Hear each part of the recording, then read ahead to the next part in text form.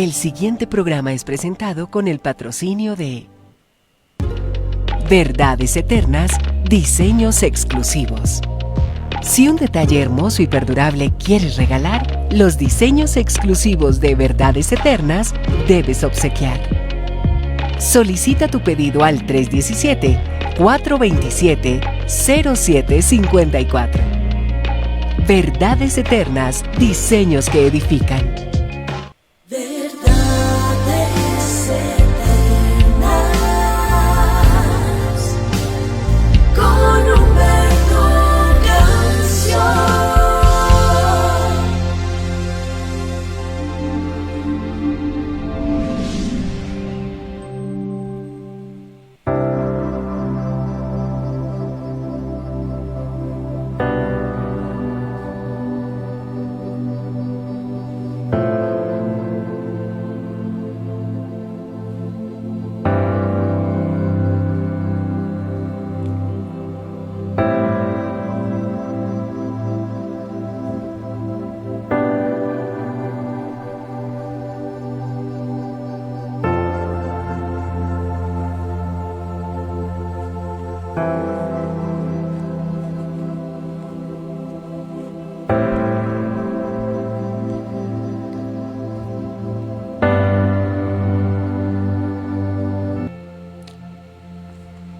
Padre amado,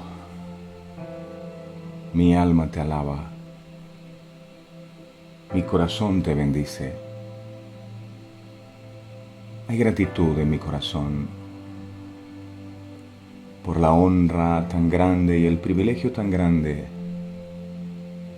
de poder ser invitados a sentarnos a tu mesa, a tener comunión contigo. Gracias por habernos dejado al Espíritu Santo, que es el que intercede por nosotros con gemidos indecibles.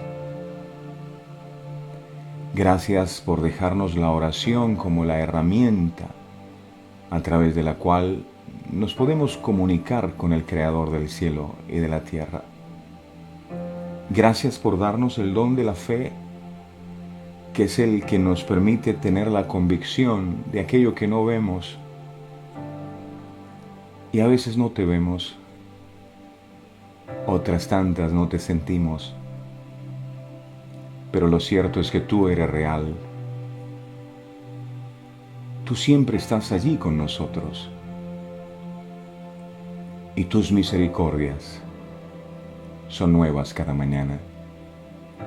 Estamos con vida, podemos respirar, no porque seamos algo, es porque tú así lo permites. Si no fuera por tu gracia, no estaríamos aquí. Es tu amor, es tu misericordia la que nos levanta una y otra vez, porque a veces nos equivocamos. A veces contristamos tu corazón. Pero tú no eres un Padre resentido. Tú eres un Padre lleno de amor, que nos perdonas, que nos levantas una y otra vez. Muchas gracias. A veces nos acostumbramos tanto a la bendición, nos acostumbramos tanto a la vida, que damos por hecho que todo debería ser así, pero no es así. Sobre todo cuando comprendemos que hay tantas personas que pasan por tantas dificultades, que tal vez en este preciso momento ni siquiera han podido ir a dormir a sus casas. Tal vez no encontraron un lugar donde descansar o qué comer. ¿Cuántos se levantan tal vez en este día sin saber qué llevarle de alimento a sus hijos? Algunos luchando internamente con tantos temores, con tantas angustias y con tantas preocupaciones. Sin embargo, a pesar de todas las pruebas que hayamos podido vivir, nunca tu misericordia se ha apartado de nosotros. Nunca hemos dejado de comer. Tú nos has cuidado y nos has protegido. Es gracias a ti. Ayúdanos, Señor, a que nunca se nos olvide todo lo que tú haces por nosotros, para tener siempre un corazón agradecido. Gracias te damos por el honor y el privilegio de habernos despertado nuevamente y de invitarnos, como lo haces cada mañana, a escuchar el consejo tuyo. Jehová es mi pastor. Jehová es mi pastor. Tú eres quien pastorea nuestras vidas y amas tanto a tus ovejas que cada mañana traes pasto verde y fresco para alimentarnos. A ti el honor, a ti la gloria, a ti la honra. Gracias por lo que has venido haciendo en cada vida, por la manera como has estado formando nuestras vidas. Nada es igual desde el momento en que te conocimos. Nada es igual después de haber recibido tu palabra. Algo es transformado y es cambiado en nosotros y es gracias a ti. Muchas gracias por el nuevo día. Gracias por todo lo que haces. Que en cada cosa que emprendamos tú vayas delante de nosotros, guiándonos, orientándonos. Que se haga en nuestra vida no lo que queremos, sino lo que tú quieres. Toma el control de este programa. Este es tu programa. Este es tu altar.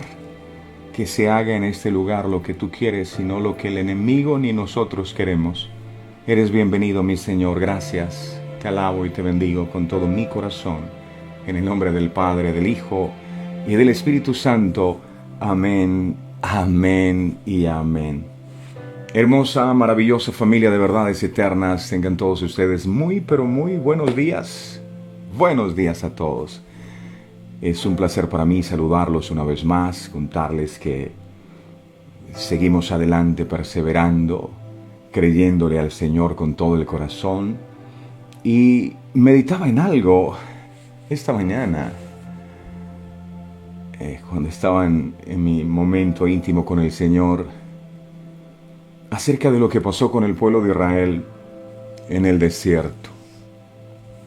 Ellos estaban viviendo en Egipto hacía muchos años y se habían acostumbrado al estilo de vida de Egipto. En Egipto eran esclavos, pero no les faltaba la comida. El faraón les daba su ración diaria y ellos se acostumbraron a eso. Yo me imagino que en su mente y en su corazón se levantó una fortaleza que decía: si tú no trabajas, no comes. Y así empezaron a levantarse. Muchos seguimos pensando de esa manera, que las cosas no ocurren si no es por nosotros, no, es por Él. Y el Señor los saca de la esclavitud de Egipto y quiere llevarles a la tierra prometida, pero en el camino sucedió algo. Las provisiones que traían empezaron a escasear, empezaron a faltarles. Y ellos empezaron a preocuparse, ellos empezaron a angustiarse, porque cuando te hace falta algo, tú te empiezas a preocupar. ¿Y ahora qué va a pasar? Y el Señor aprovechó aquella oportunidad para decirle a Moisés: mira, diles que yo les voy a enviar la ración diaria, yo les voy a enviar maná, que no se preocupen. Pero les dijo el Señor algo, les dijo: no vayan a tomar para el día siguiente, no, solamente la ración diaria. Algunos no obedecieron la palabra y dijeron: hay que tomar más de la cuenta por si algo llega a faltar mañana. Y los que almacenaron para mañana, dice la Biblia, que se les dañó. Y empezó a oler mal ese maná, se descompuso. La bendición se le dañó porque ellos acumularon. Y aprendo algo. ¿Qué era lo que el Señor quería enseñarles? El Señor quería enseñarles que Él era el Dios de su provisión y que si tenía el poder para darles el maná hoy, también tenía el poder para darles el maná mañana y pasado mañana y todas las semanas. A veces usted se pregunta: ¿por qué todos los días es como una lucha de fe? Tener que otra vez buscar a Dios para que nos dé algo y tener que orar y buscar. ¿Por qué el Señor no nos da la bendición de una y ya? Y el Señor dice: lo que pasa es que quiero que dependas de mí. Tal vez en Egipto tú hacías las cosas a tu manera, sembrabas con tu propio pie. Y tienes que ir, y fue la palabra que el Señor nos dio este año, ¿no? Este año no es como en la tierra de Egipto, donde sembrabas con tu propio pie. Este año es distinto. Este año es el año de la gloria de Dios. Yo no sé si lo recuerdan. Este es el año en que las cosas que yo voy a hacer en tu vida, tú no podrás decir que tuviste nada que ver. ¿Y por qué el Señor permite todo esto? Porque tal vez te acostumbraste a levantarte y tener los alimentos, a tener un empleo, te levantaste a tener tu vida resuelta, pero cuando no es así, entonces empiezas a buscar a Dios por cada una de aquellas cosas que ya no le dabas gracias a Dios porque pensabas que el Señor tenía que hacerlo. Entonces, si has estado que vivir cada día en una lucha para conseguir algo, para alcanzar algo, es que Dios quiere que dependas de nuevo de Él en todas las áreas de tu vida, en todas las áreas. Gracias damos al Señor por esta palabra, así que no te angusties, porque si hay alimento, si hubo alimento ayer, tenga la plena certeza que habrá alimento y provisión hoy, y si hay hoy, también habrá mañana. Confía, Dios tiene el control. Sean todos ustedes bienvenidos, mis amados. Es una alegría inmensa poder saludarles. Ahora disponemos nuestro corazón para que la palabra del Señor pueda ser sembrada en buena tierra. No junto al camino para que las aves la coman, no entre pedregales, porque si crece y no tiene raíz se seca, no entre espinos porque los espinos la ahogan, sino en buena tierra, amado, en buena tierra, para que esta palabra dé fruto al 30 por 1. Tu palabra es viva, es eficaz, que esta palabra, al ser desatada, produzca en nosotros el propósito con el cual tú la envías. El enemigo no podrá robar la palabra, y esta palabra trae luz a nuestro entendimiento y revelación a nuestras vidas. Los velos caen en el nombre poderoso de Jesús. Gracias, Dios. Te alabo y te bendigo. Gracias por lo que harás hoy. Gracias, Señor. Amén y amén. Bueno, seguimos estudiando el libro de Mateo y llegamos a la parte donde el Señor Jesucristo escoge a 12 discípulos, a 12 apóstoles para ayudarle a realizar su obra. El libro de Mateo, en el capítulo 10, verso 1, dice la palabra: entonces, llamando a sus 12 discípulos, les dio autoridad sobre los espíritus inmundos para que los echasen fuera y para sanar toda enfermedad y toda dolencia. Desde que inició su ministerio, Jesús comenzó a llamar a sus discípulos. El Evangelio de Juan nos enseña cómo fue el llamamiento que recibieron algunos de ellos. Pedro era pescador. Jesús le dice: sígueme y yo te enseñaré a ser un pescador de hombres. ¿Esto qué significa? Significa que cuando Jesús escogió a sus 12, de entre todos los discípulos que le seguían, Él ya los había llamado antes. Lo cual nos sugiere una elección entre muchos discípulos. No era que tenía solo 12, Él tenía muchos discípulos. Y entre muchos discípulos, Él decidió escoger 12. Lucas nos dice que antes de llamar a los 12 apóstoles, pasó Jesús toda la noche orando. Eso quedó registrado en el libro de Lucas. Por favor, mírelo conmigo. Lucas capítulo 6, versos 12 al 13. Lucas 6, 12 al 13. Dice la palabra, Lucas capítulo 6, versos del 12 al 13. Dice la palabra: en aquellos días, Él fue al monte a orar y pasó la noche orando a Dios. Verso 13. Y cuando era de día, llamó a sus discípulos y escogió a 12 de ellos, a los cuales también llamó apóstoles. Lucas nos explica que antes de reunir a sus discípulos, primero sube solo al monte. Y Jesús pasa toda la noche orando. Imagínense ustedes, toda la noche orando. Y no es para menos. El asunto era muy importante. De entre sus discípulos debía escoger 12 para que fueran sus apóstoles. Ahora, aquí hay un momento para reflexionar. Jesús duró toda la noche orando. ¿Cuánto tiempo dedicamos nosotros a la oración? Jesús, que era el Hijo de Dios, oró toda la noche. ¿No deberíamos nosotros también intensificar nuestros tiempos de oración? Porque a veces creemos que los 5 segundos de todos los días en oración ya es demasiado. Jesús oró toda la noche. Pero esta noche de oración que Jesús tuvo no fue algo que Jesús se vio obligado a hacer en vista de la decisión que iba a tomar, porque a veces decimos, bueno, vamos a hacer una vigilia de oración, pero porque necesitamos que Dios obre algo a favor de nuestras vidas, vamos a esa vigilia a orar, porque necesitamos que Dios intervenga. Es decir, si no hay nada por lo que pedir, yo no voy a orar toda la noche. Jesús no oró porque necesitaba escoger 12. No, orar era algo habitual en Jesús.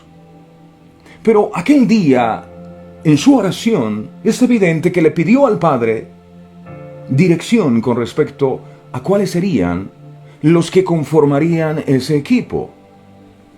Lo pudo haber hecho sin consultar al Padre, pero no lo hizo. Su dependencia era total. Jesús se limitó a escoger a aquellos que el Padre le indicó. Esto nos ofrece, además, una importante lección de liderazgo.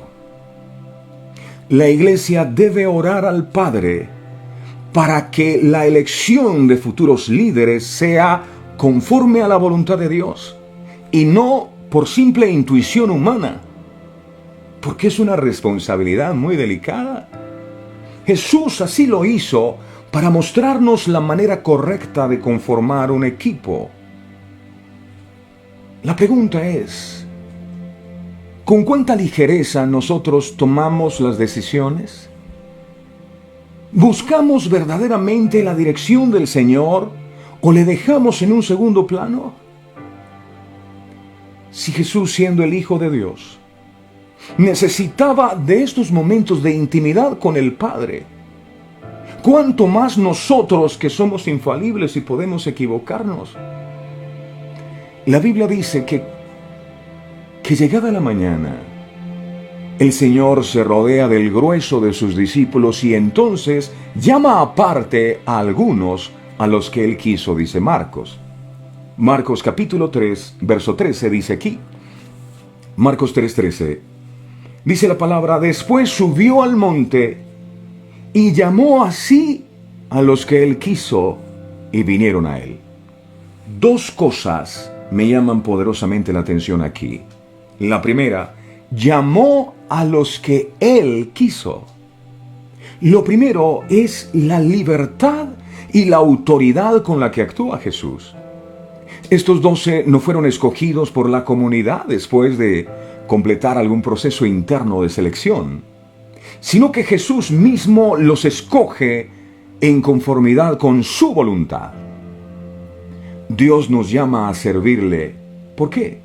Porque Él así lo quiere. Yo quiero. Escuche eso. Es como Dios diciendo, me agrada que seas de mi equipo, yo te escojo porque es mi voluntad, yo quiero. ¿Usted se alcanza a imaginar lo que significa que el Dios de los cielos se digne a escogerlo a usted y a escogerme a mí para llevar su mensaje, siendo nosotros nada? Esto es algo por lo que hay que darle gracias a Dios. También aprendemos de aquí que las personas que Él escogió eran personas de lo más normal. No tenían ningún mérito u obra especial que los colocase en una posición de privilegio. Ninguno lo merecía. Este llamado es por su gracia.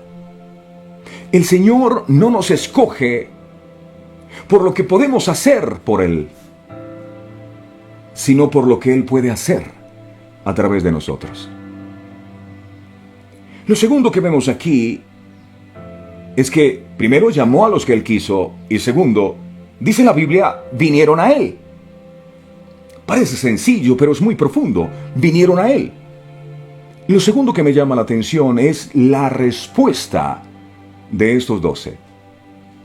A veces ocurre en nuestras vidas que Dios nos capacita y nos llama a realizar un determinado servicio. Y nosotros, pese al llamado, nos resistimos. Pero en este caso no fue así. Él escoge a los que Él quiso y ellos fueron a Él.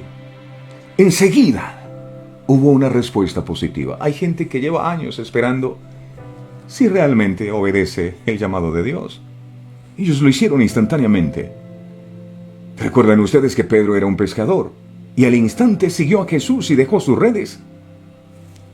¿Cómo respondemos nosotros al llamado de Dios? ¿Cómo? Esto no se trató, aclaro, de un llamamiento irresistible o algo semejante, no. Cuando Dios llama, Él no anula ni nuestra capacidad de respuesta, ni nuestra responsabilidad. Ellos no fueron a Jesús porque ellos no pudieron hacer otra cosa, no. Ellos fueron a Jesús porque querían estar con Él, porque valoraban compartir con Él, y porque para ellos era un privilegio ser parte de su círculo cercano. Esta mañana, cuando orábamos al comienzo del programa, podía ver esta bendición tan grande de que el Señor, habiendo tanta gente en el mundo, haya decidido que nosotros cada mañana nos sentemos a su mesa a escucharle, a escuchar su palabra, a recibir su pan del cielo. Es una bendición. Pero ¿por qué Jesús decide formar un equipo de 12 apóstoles? Es curioso que la idea de formar un equipo, si usted lee la palabra, nace inmediatamente después de haber sentido compasión por las multitudes que eran como ovejas que no tenían pastores. Eso lo enseñamos ayer, ¿recuerdan? Él dice que iba por las aldeas, recorría las aldeas y al ver las multitudes sintió compasión de ellas. Pero Él no se quedó solo con el sentimiento. Él decidió hacer algo por ellas. Eso es compasión. No es solo sentir lástima por alguien, es hacer algo por alguien. Y Jesús decidió hacer algo. Y fue ahí cuando decide formar un equipo. Yo necesito un equipo. ¿Y qué descubrimos aquí? Que la compasión por las almas fue lo que motivó a Jesús a tener un equipo de 12 apóstoles. ¿Qué es lo que te motiva a ti a servir a Jesús? No había detrás de la elección de estos 12 hombres otros oscuros y ambiciosos intereses. No, simplemente pura y física compasión por los perdidos. Y es lo que debemos recuperar. Se ha perdido la compasión por los perdidos. Ahora son otros intereses. Crecer, ser grandes, ser famosos, poderosos. Si la motivación al servir a Dios no es la compasión, ese ministerio no prosperará jamás. Fue la compasión lo que movió a Jesús. Y es la compasión la que debe movernos a nosotros a enseñar a otros, a compartir con otros. Pero también esta elección debemos entenderla a la luz de lo ocurrido anteriormente con los religiosos y las multitudes. Los primeros, o sea, los religiosos, ellos optaron por ignorar las señales que identificaban a Jesús como el Mesías. Decían que Jesús era un satánico. Decidieron quedarse con su religión, decidieron quedarse con sus tradiciones. Los segundos, es decir, la multitud que seguía a Jesús, iban por un milagro y se maravillaban cuando Jesús hacía algo. Ellos pronto mostraron que más allá de la satisfacción de lo inmediato, tampoco había un verdadero interés por la persona de Jesús. No había corazones preparados para un encuentro con Dios. Ni había tampoco verdadera disposición para obedecerlo. No, la gente le seguía, pero ellos no querían compromiso. Ellos le seguían por los milagros, sin ningún tipo de compromiso con el Señor. De allí la necesidad de formar, de enseñar y capacitar a este grupo de 12 discípulos, empezando por Israel, un nuevo pueblo. Un pueblo formado por hombres y mujeres que confesaran sus pecados, que le reconociesen como Mesías y que recibiesen el mensaje del Evangelio y que lo compartieran con otro.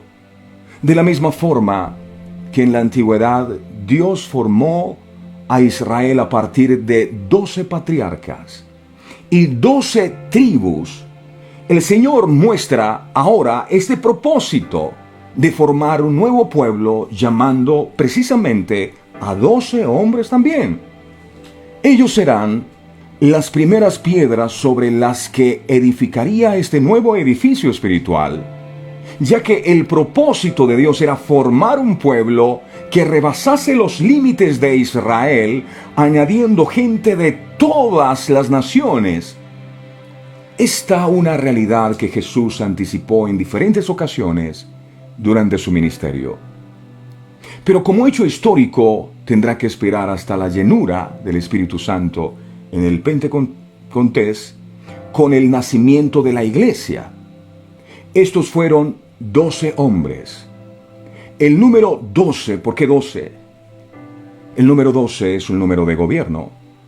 Por eso usted notará que 12 meses tiene el año, 12 horas tiene el día y 12 horas tiene la noche. Precisamente algunos creen que Jesús usaría estos 12 para traer restauración espiritual de las 12 tribus de Israel. Y así como los 12 patriarcas de cada tribu representan el antiguo pacto, los 12 apóstoles representarían el nuevo pacto, donde Dios restauraría a la nación de Israel, incluyendo a los gentiles en este plan. En el Antiguo Testamento encontramos que Israel había caído en apostasía, y la indicación del Señor al profeta Elías para que la lluvia temprana y tardía volviera a caer sobre la tierra, porque por causa de la idolatría de ellos, la lluvia se detuvo, y cuando no hay lluvia no hay cultivos, y si no hay cultivos, entonces no hay comida, y si no hay comida hay hambre, hay escasez, hay necesidad. Y eso estaba pasando en el pueblo de Israel. Había escasez, había necesidad por causa de la idolatría, por causa de la apostasía, porque ellos se apartaron de Dios y empezaron a adorar ídolos. Y el Señor, para hacer que la lluvia temprana y tardía volviera de nuevo, el Señor le da una indicación específica a Elías, el profeta. Él le dice en Primera de Reyes capítulo 18, verso 30 al 32. Primera de Reyes 18, 30 al 32. Dice la palabra. Dice: entonces dijo Elías a todo el pueblo: acercaos a mí. Y todo el pueblo se le acercó, y él, dice la Biblia, arregló el altar de Jehová que estaba arruinado. Para que la lluvia volviera, para que la presencia de Dios se manifestara nuevamente, Elías lo primero que hizo fue restaurar el altar de Dios. Verso 31. Y tomando Elías 12 piedras. ¡Wow! Esto es impresionante. ¿Por qué 12? Aquí dice: y tomando Elías 12 piedras. La manera de restaurar el altar era con 12 piedras. Jesús escoge 12 apóstoles. 12 piedras escogió Elías conforme al número de las tribus de los hijos de Jacob, al cual había sido dada palabra de Jehová diciendo: Israel será tu nombre. Edificó con las piedras, verso 32, un altar en el nombre de Jehová. Después hizo una zanja alrededor del altar en que cupieran 2 medidas de grano. El monte Carmelo se veía imponente desde el mar, y por eso muchos antiguos pensaban que era la habitación de un dios. Su nombre Carmelo significa jardín de frutas o árboles, significa cosecha, repleto de espigas de grano, campo fructífero. Eso significa Carmelo. Este nombre Carmelo, en donde Elías hizo el altar o reconstruyó el altar que estaba en ruinas, este nombre nos permite sacar una conclusión aquí. Pues en medio de tierra fructífera, que era el nombre Carmelo, estaba un altar de Dios. Pero ¿cómo estaba ese altar de Dios? Estaba arruinado. Entonces, no siempre bendición o abundancia significa aprobación de Dios, ¿no? La bendición de Dios estaba en esa tierra, pero allí no había adoración a Dios, no había altar. Se había apagado el fuego del altar. El altar de Jehová estaba arruinado. La palabra arruinado significa roto, significa en pedazos, significa desbaratado. Este altar estaba descuidado. Este altar estaba abandonado. Llevaba años sin ser utilizado. La Biblia nos dice que Elías arregló el altar, pero antes de hacerlo llamó al pueblo. Él estaba dando un mensaje para todo Israel. Es necesario restaurar el altar o la comunión con Dios. Ahora, me llama poderosamente la atención que Elías, para restaurar el altar o la comunión, escoge también 12 piedras. 12 piedras. Las 12 piedras son una representación de las 12 tribus de Israel. Es decir, los dos, Israel, ¿quién es? Israel es el mismo Jacob. Dios le cambia el nombre en aquel Peniel que tuvo batallando con el ángel de Dios. El nombre de Jacob, que significa engañador, fue cambiado por el nombre de Israel, que significa príncipe con Dios. O sea, cuando hablamos de Israel, estamos hablando del mismo Jacob.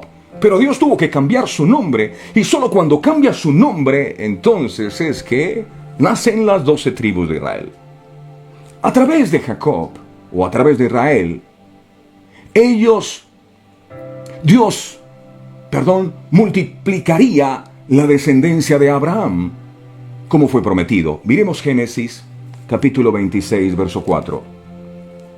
Génesis 26, verso 4 dice: multiplicaré tu descendencia como las estrellas del cielo, y daré a tu descendencia todas estas tierras, y todas las naciones de la tierra serán benditas en tu simiente.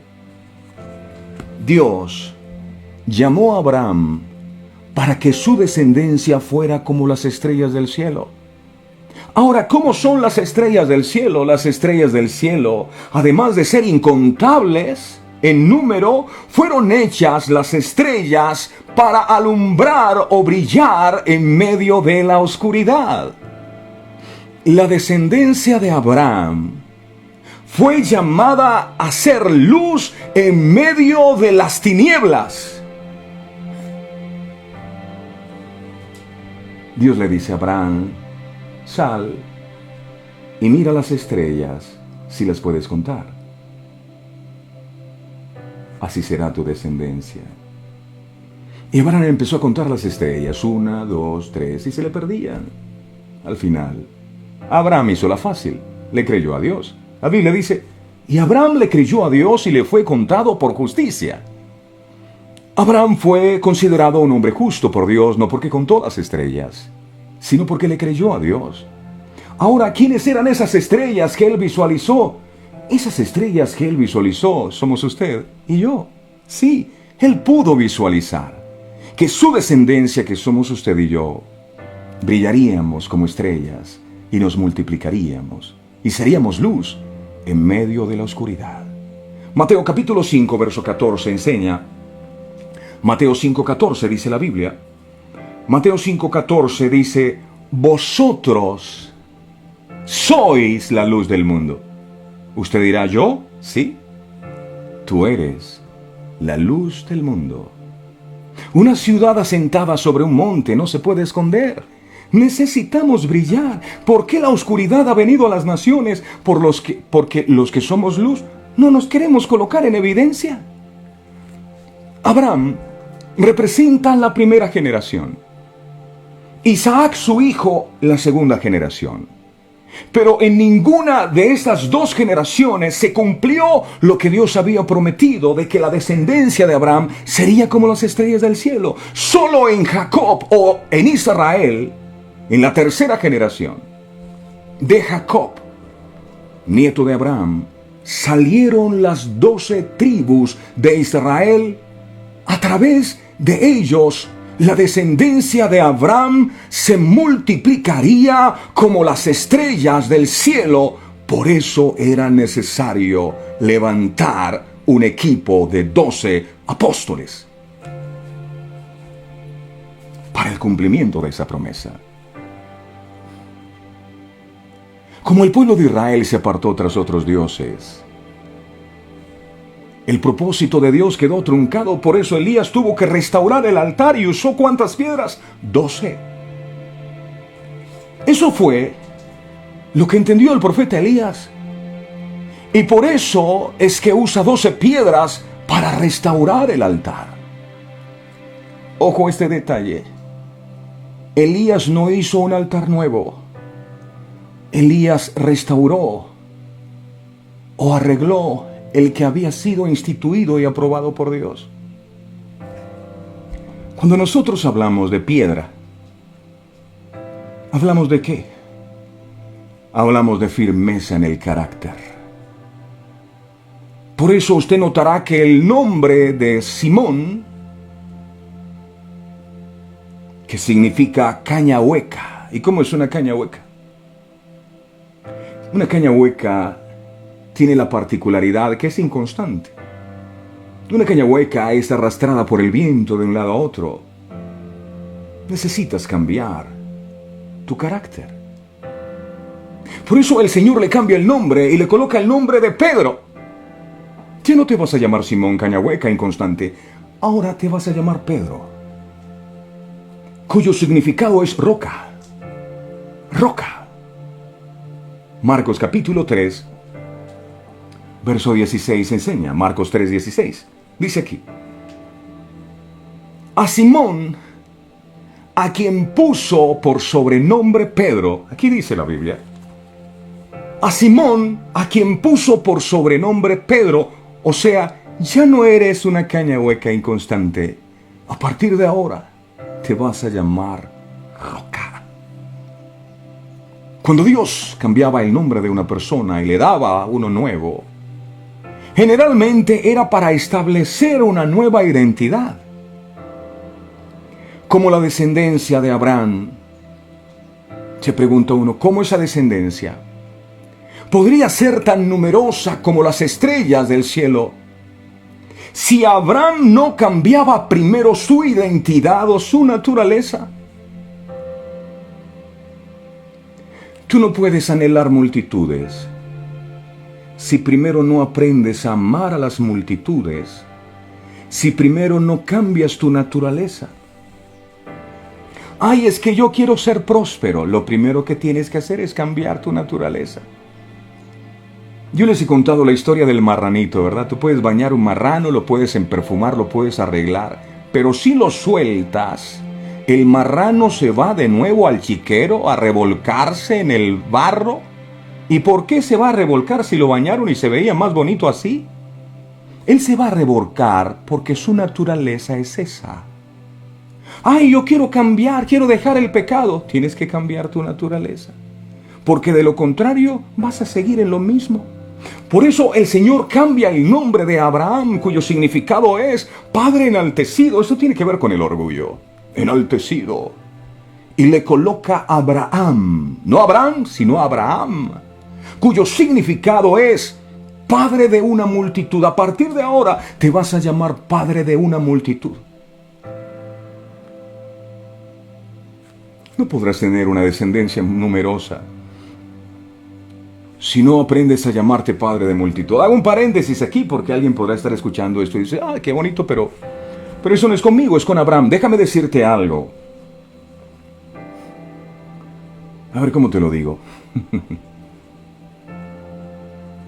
¿Sabías tú que Dios es un Dios de generaciones? Y que tú y yo simplemente somos en ese eslabón generacional. Somos simplemente un eslabón en esa cadena generacional. Tu generación no acaba contigo. Tú tienes hijos, ¿verdad? Sueña un poco.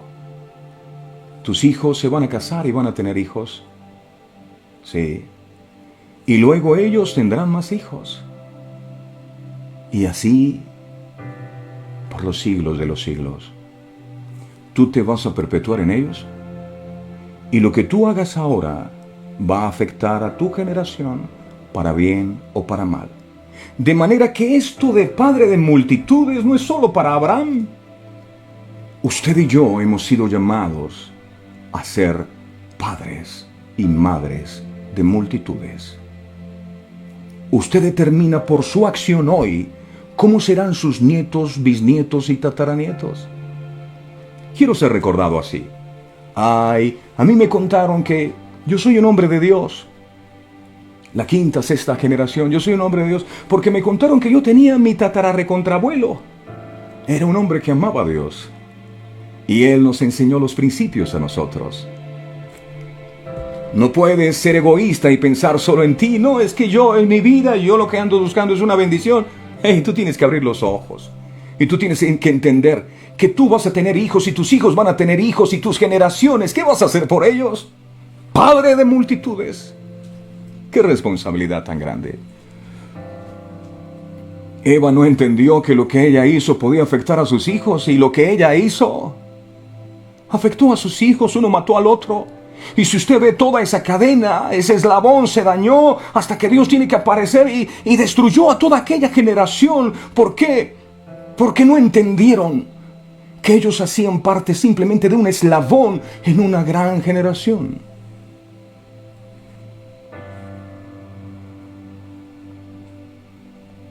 Multiplicaos. Llenad la tierra y sojuzgadla, dijo el Señor. La pregunta es: ¿de qué vas a llenar la tierra? ¿De delincuentes? ¿De qué vas a llenar la tierra?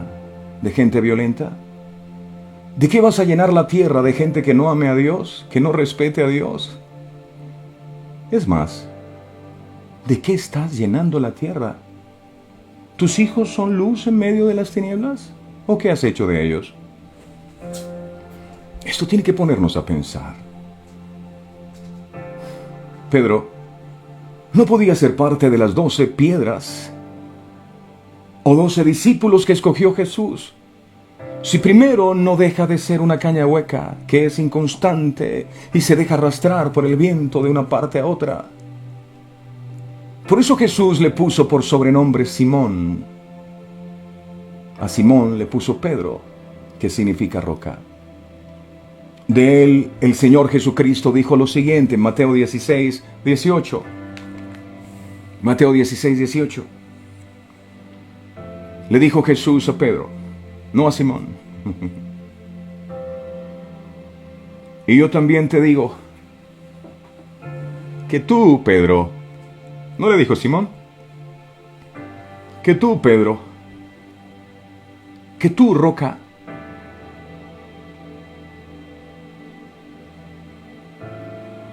y que sobre esta roca edificaré mi iglesia, y las puertas del Hades no prevalecerán contra ella. Dios anda buscando rocas para que hagan parte de su equipo, para levantar un pueblo para Él. Las piedras para el hombre primitivo eran símbolo de perennidad, se perpetuaban en el tiempo. Las piedras, invariabilidad, inmovilidad, unidad, energía, fuerza. ¿Por qué se requieren rocas? Porque solo las rocas, o aquellos que se mantienen firmes en sus convicciones, jamás se dejan arrastrar por las puertas del infierno. Las puertas del Hades no prevalecerán contra este tipo de valientes. Por eso dice la Biblia, 7 veces cae el justo y será levantado. Nadie podrá impedir que sigan adelante. Rocas. También porque Dios asimismo lo exigió a Moisés. Sí, le dijo en Éxodo, capítulo 20, verso 25. Éxodo 20, verso 25. Dice la bendita palabra del Señor. Y es un mandamiento también. Y si me hicieres altar de piedras, no las labres de cantería, porque si alzares herramientas sobre él, lo profanarás. Dijo el Señor, altar de piedras. No levantes herramientas contra esas piedras. Porque el Señor no quería que se labrase la piedra, que formara parte del altar dedicado a Él. Fijémonos en la obra del hombre. A todo le damos alguna forma. Hay una piedra, la volvemos un círculo, la hacemos cuadrada, un triángulo. Todas las construcciones incluyen esas formas. Fijémonos en la obra de Dios. Cada piedra, cada árbol tiene su forma. Incluso de los que lo rodean. Usted ve los dedos de las manos. No son iguales. Las huellas del ser humano, ninguna es igual. Dios nos hizo distintos. ¿Sabía usted que yo soy único? Cuando Dios me hizo a mí, dijo, wow, qué belleza, y rompió el molde para que no hicieran otro igual. Igual lo hizo con usted. Somos únicos. Y veo los árboles, y veo que todos son distintos, y veo los insectos de diferentes formas, y son distintos, y los pájaros. Dios es inmensamente creativo. Dios no quería que su altar tuviera labranza. Él quería que sus piedras fuesen tal y como es su obra. No me las toques. No me las toques. No le des formas. No las cambies como yo las hice, porque las vas a profanar. Y todas estas piedras juntas servirán para formar un altar a Dios. Los 12, escuche bien, son un altar a Dios. Al día de hoy, nosotros como piedras vivas que conformamos su iglesia, su cuerpo, somos todos diferentes y debemos encajar unos con otros juntos para adorar con nuestro servicio al Señor. Pretender que todos sean de una misma forma o que hagan lo mismo o incluso influenciarlos para que hagan lo mismo todos, como quien hace muñecos en serie, es profanar su altar. Así que siempre debemos respetar la diversidad de cada uno de nosotros. Primera de Corintios capítulo 12, verso 17 enseña. Primera de Corintios 12, 17 enseña. Si todo el cuerpo fuese ojo, ¿dónde estaría el oído? Si todo fuese oído, ¿dónde estaría el olfato? Mas ahora Dios ha colocado los miembros, cada uno de ellos, en el cuerpo como Él quiso. Y dice el verso 19, porque si todos fueran un solo miembro, ¿dónde estaría el cuerpo? Pero ahora son muchos los miembros, pero el cuerpo es uno solo. Pretender que todos en la congregación sean lo mismo, que todos en la congregación sean pastores, implicaría que no habría quien atienda las puertas o estuviera pendiente del alfolí. Tratar de que todos en la iglesia sean lo mismo y hagan lo mismo es tratar de labrar las piedras del Señor. Cada ser humano, Dios lo hizo distinto. Cada persona es diferente. Dios nos creó así y nadie debe intentar manipular o cambiar su creación. cada cual voluntariamente, con su talento y de acuerdo a sus capacidades, puede servir en la obra. Jesús escogió 12 apóstoles, todos eran distintos. Algunos de ellos eran pescadores, otros eran cobradores de impuestos, de tributos, estaba el médico, etc. 12 rocas, un equipo que fuera firme, gente que a pesar de soportar todo tipo de pruebas y todo tipo de problemas con el internet y persecuciones, siguieran adelante con el mensaje de salvación, sin permitir que su luz se extinga en medio de un mundo plagado de oscuridad. Esa fue la razón principal por la que Jesús estableció 12 discípulos. A estos 12 llamó apóstoles, palabra que viene del griego apóstolos, que significa enviado con un mensaje. En este sentido, los apóstoles eran hombres que habían sido enviados por el mismo Jesús para proclamar el mensaje del Evangelio. Mateo describe la razón por la cual estos hombres fueron elegidos. Mateo 10:1. Miremos nuevamente, dice: entonces, llamando a sus 12 discípulos, les dio autoridad sobre los espíritus, y dice espíritus inmundos, para que los echasen fuera y para sanar toda enfermedad y toda dolencia. Estos 12 provistos de autoridad, la cual es una palabra que proviene del griego exousia, que literalmente significa otorgar poder o poderío. En ese sentido, los 12 apóstoles o 12 rocas fueron provistos por el poder de Dios para tener poderío contra los espíritus inmundos. Es bueno saber que es el Señor el que nos proporciona los dones y las armas para poder realizar la tarea que nos encomienda. A veces decimos, es que me da miedo servir al Señor. No te preocupes, porque a quien Dios comisiona, Él equipa. Aparte de esto, Marcos agrega que estos eran elegidos para pasar a su lado y para predicar la palabra de Dios. Marcos, miremos el capítulo 3 en el verso 14, dice, Marcos 3, verso 14, dice, y estableció 12 para que estuviesen con él y para enviarlos a predicar. Todos sus servidores han sido llamados a estar cerca de él, para que estuviesen con él. Como servidores de Dios, no podemos descuidar nuestra comunión con el Todopoderoso.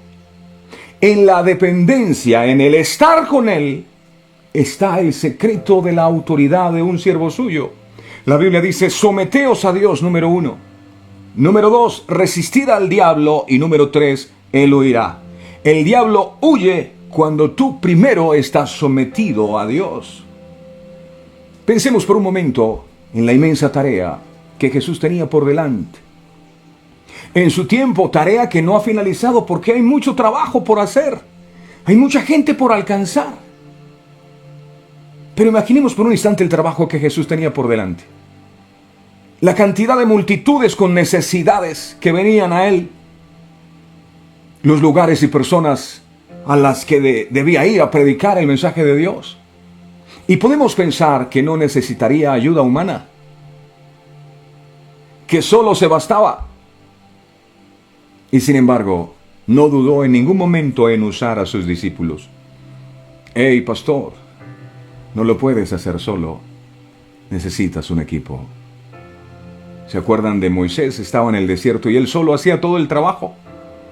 Y tuvo que llegar su suegro, Yetro, y decirle, hey, no está bien lo que haces.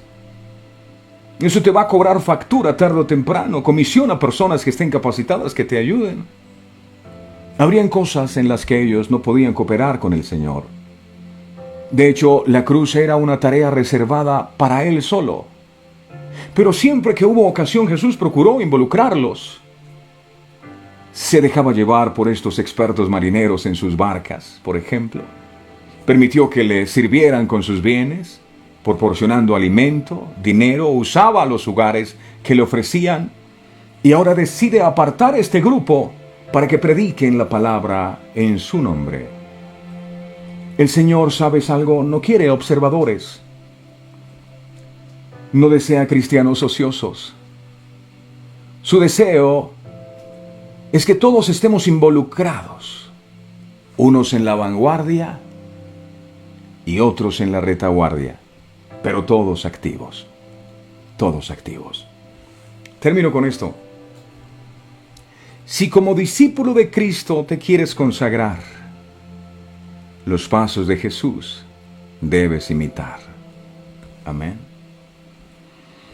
Padre, le damos gracias en el nombre poderoso de Jesús por esta palabra tan maravillosa que nos regalas hoy. Nos ayudas a entender que podemos estar siguiéndote como simples espectadores, como esta multitud que te seguía por obtener un milagro de parte tuya, muchas veces como fariseos que cuestionan y critican la manera como tú haces las cosas. Pero hoy nos estás hablando de un nivel superior, el poder ser apóstoles y discípulos tuyos. Es una honra, es un privilegio que estos hombres entendieron. Por eso, al ser llamados, obedecieron inmediatamente. Hoy queremos con todo el corazón pedirte perdón, no solo por nosotros, sino por todos aquellos que fueron creados para ser piedras en tu altar, rocas vivas en tu obra, pero que tal vez con el paso del tiempo empezaron a dejarse permear por las cosas del mundo y cambiaron su naturaleza. Alguna vez te pregunté, Señor, ¿por qué le cambiaste el nombre a Pedro? Y la respuesta que me diste fue, yo no le cambié el nombre. El nombre se lo cambió las circunstancias en las que él vivía. Yo siempre lo hice como una piedra, pero las circunstancias que él vivió lo llevaron a ser una caña hueca. ¿Tú quién eres? Ahora, ¿qué ha hecho el mundo de ti? Tal vez una persona temerosa, insegura, con otras prioridades.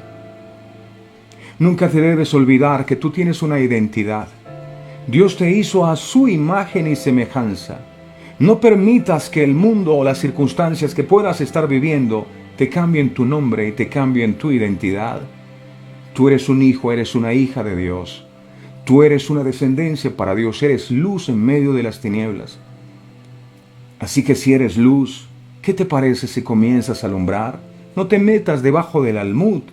No estés en tantas ocupaciones y dejes la responsabilidad para la cual Dios te ha traído en este mundo.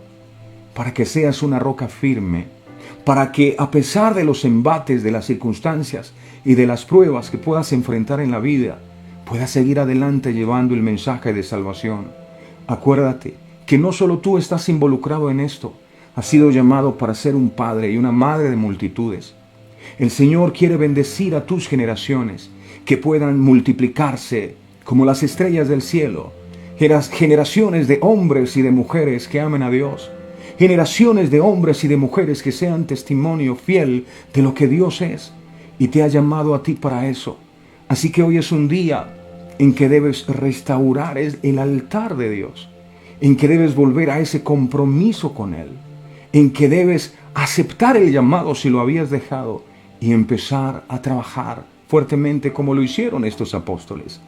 Gracias a lo que hicieron las tribus de Israel, gracias a lo que hicieron estos 12 hombres llenos de la unción del Espíritu Santo.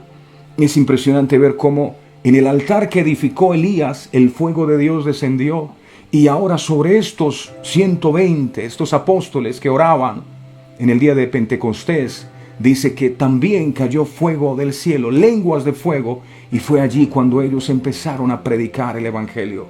Mi oración en este día es que el Señor imparta de su Espíritu Santo, que lenguas de fuego sean cayendo sobre nosotros, y que su Espíritu Santo nos ayude, nos equipe y nos comisione para llevar el mensaje de salvación hasta los rincones de la tierra, empezando por nuestra familia. Gracias, amado. porque es un privilegio. Tú llamaste a los que quisiste. Y si tú nos llamas cada mañana es porque tú quieres, es porque tú anhelas, es porque es tu voluntad. Es un honor y un privilegio que queremos asumir con toda la responsabilidad. Gracias, mi Señor, por hacernos parte de tu equipo, y aquí estamos para servir en tu obra. Gracias, Padre, gracias, Hijo, y gracias, Espíritu Santo.